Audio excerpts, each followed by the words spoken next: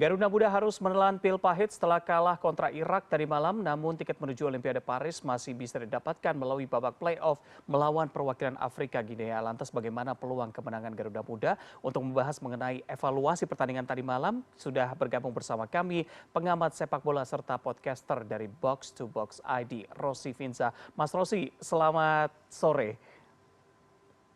Selamat sore, selamat sore. Mas Rossi, kalau dilihat pertandingan tadi malam, apa saja evaluasi atau catatan dari Anda nih? Kalau melihat pertandingan semalam sebenarnya 20 menit pertama sudah berjalan rapi ya. Mhm. Koordinasi antar pemain, jarak atau kerapatan antar pemain juga sudah bagus. Dan saya ngelihat permutasi posisi juga pertukaran posisi umpan-umpan terupas, pertukaran operan semuanya udah bagus Mhm. di final third. Dan kalau misalkan boleh nambah catatan poin positif lainnya adalah beberapa kali set piece kita juga berbahaya. Itu juga kan yang menjadi awal dari gol pertama kita dari Ivar Jenner. Itu kan juga dari set piece ya. Itu kentara sekali saya ngelihat awalnya itu pasti dilatih sangat sangat presisi di sesi latihan gitu. Cuman kalaupun ada yang harus dibahas soal kekurangan, Mhm. barangkali mungkin decision making ketika pertandingan memasuki masa-masa genting gitu. Jadi hal tersebut menurut saya itu cukup biasa untuk tim yang sedang berkembang karena kan kalau misalkan sebuah tim yang sedang berkembang itu dia tidak langsung sempurna ya, pasti akan ada banyak kekurangan di satu atau dua sisi gitu. Jadi menurut saya itu masih masih sesuatu yang wajar, dan apalagi ini kan pemain muda semua Mhm. gitu. Jadi saya pikir masih banyak banyak ruang lah untuk diasah bagi mereka gitu. Mhm. Oke, oke, baik.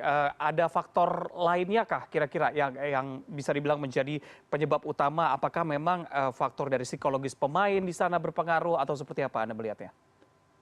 Kalau psikologis pemain tentu saja ada ya kalau Mhm. menurut saya karena Mhm. lagi-lagi Piala Asia ini kan kita pertama kalinya juga sampai 4 besar Mhm. gitu. Ada akan selalu ada tantangan yang lebih lebih apa ya, lebih berat dihadapi oleh sebuah tim yang sedang berkembang itu tadi gitu.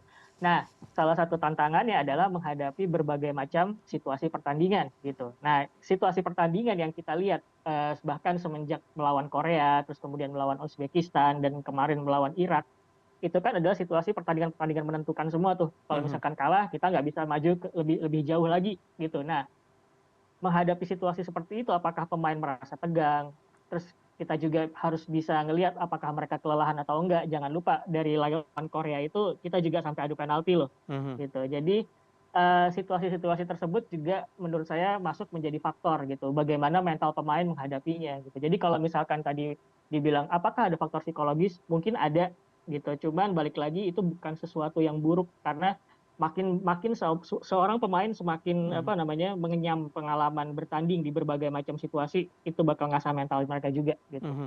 Oke, yang menyedihkan adalah ada juga terdapat banyak hujatan terhadap pemain dari netizen. Menurut Anda seperti apa? Apakah Iya, memang sepertinya pemirsa kita masih belum terlalu siap menerima kekalahan atau seperti apa?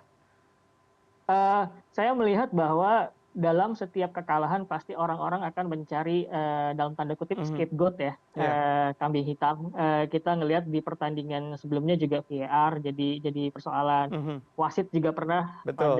pada beberapa pertandingan sebelumnya gitu. Aha. Nah, yang kemarin yang saya lihat itu Marcelino kan, yang menjadi scapegoat para para netizen gitu. Jadi menurut saya sebenarnya apa yang dilakukan oleh para netizen itu sebuah sikap reaktif saja gitu. Mhm. Ketika kita bersikap reaktif itu kan jarang sekali kita apa namanya menemukan rasionalisasi dari apa yang kita lakukan gitu. Karena lagi misalkan kita lagi emosi kesel ya udah langsung bertindak aja gitu. Tidak ada rasional di situ. Mhm. Nah, jadi saya menganggap bahwa apa yang dilakukan netizen reaktif saja sebetulnya. Eh, Kurang membedah lebih dalam rasionalisasi apa saja yang jelek dari pertandingan kita kemarin. Padahal menurut saya kalau bicara soal decision making, pemain yang decision makingnya beberapa kali buruk itu bukan cuma Marcelino, ada beberapa juga yang kayak begitu. Nah, itu juga bukan sesuatu yang tidak bisa tidak diperbaiki gitu. Kalau pemain kembali ke sesi latihan hal-hal semacam itu juga bisa kok diasah ulang, diperbaiki di pertandingan berikutnya. Jadi menurut saya itu bukan sesuatu yang perlu diolok-olok atau dicaci maki secara berlebihan gitu Mhm. karena itu akan menampilkan apa ya semacam sebuah sebuah kebiasaan yang tidak sehat kalau buat saya ya. Mhm. Tiap ada kekalahan lalu kita lantas menyalahkan pemain A, pemain B, pemain C, padahal bisa jadi kesalahannya itu adalah kesalahan kolektif bukan individual. Mhm. Oke, dan memang, masih ada, cara lain yaitu babak playoff nantinya. Jadi memang, kekalahan Betul. semalam bukan bukan, hal yang mematikan bagi teman-teman, Garuda Muda. Tapi kalau kita lihat Iya. ada salah satu statement, dari Sinteyong yang mengatakan ada ketidakmerataan kekuatan dalam skuad Garuda Muda. Ada setuju nggak dengan statement itu? Ya, yang paling kentara mungkin ketika beberapa pemain di starting eleven itu tidak bisa tampil, Mhm, belum ada yang bisa menggantikan secara sepadan. mhm, Kalau menurut saya pada pertandingan semalam sebetulnya adalah ketika tidak ada Rizky Ridho di daerah pertahanan, itu tidak ada yang bisa mengordinir pertahanan sebaik dia gitu. mhm, Imbasnya adalah Nathan Chonaon jadi ditarik ke belakang sementara di lini tengah, tidak ada pemain tipikal seperti Nathan Chonaon gitu. Nah, itu juga bisa menjadi pertanda bahwa sebetulnya ini memang ada apa ya, ada gap antara pemain utama dan, pemain cadangan gitu. Bagaimana cara menyikapinya tentu saja balik lagi kita harus punya talent pool yang berkualitas, nggak cuma sekedar banyak ya, talent pool kita nggak cuma luas tapi harus dalam gitu. Jadi, kuantitas sama kualitasnya juga juga seimbang gitu. Nah, mhm, bagaimana menciptakan talent pool yang seperti itu ya balik lagi, kita harus bisa, membuat sebuah kompetisi yang bagus, tidak cuma di level seniornya, tapi tentu saja di level-level juniornya juga gitu. Jangan lupa, karena ini di Indonesia U23 biarpun, isinya adalah pemain-pemain yang pernah bermain di tim senior Indonesia, mhm. tetap aja mereka levelnya junior nih gitu. Jadi, selain bicara kompetisi nasional, kita juga bicara pembibitan pemain-pemain secara nasional gitu. Mhm. Oke, Mas Rosi, ini kan yang cukup menarik juga adalah Justin Hubner tidak bisa ikut ke Perancis begitu ya. Menurut Anda siapa Ya. kira-kira yang pantas menggantikan posisinya? Saya pikir kalau misalkan yang dicari adalah seorang center back, kita bisa berbalik, ya kalau misalkan Komang Teguh atau Rizky Ridho bisa bermain, Mhm, menurut saya sudah cukup oke ya, mhm, paling mencari, tandem aja di antara 2 pemain itu siapa, dan saya pikir sejauh ini kalau menurut saya ya, asalkan ada Rizky Ridho bermain sebetulnya, lini belakang kita lebih tenang gitu. Jadi kalau misalkan Justin Hubner tidak bisa tampil di Paris, satu kekhawatiran itu hilang. Ya saya tahu, Justin Hubner penting gitu ya, cuman, eee, ketidakhadirannya itu bukan sesuatu pukulan telak mhm, sebetulnya, karena masih ada pemain yang bisa meng-cover gitu. Terutama kalau misalnya Rizky Ridho bisa main, itu buat saya aman gitu, karena ada satu orang yang bisa mengordinir lini belakang mhm. gitu.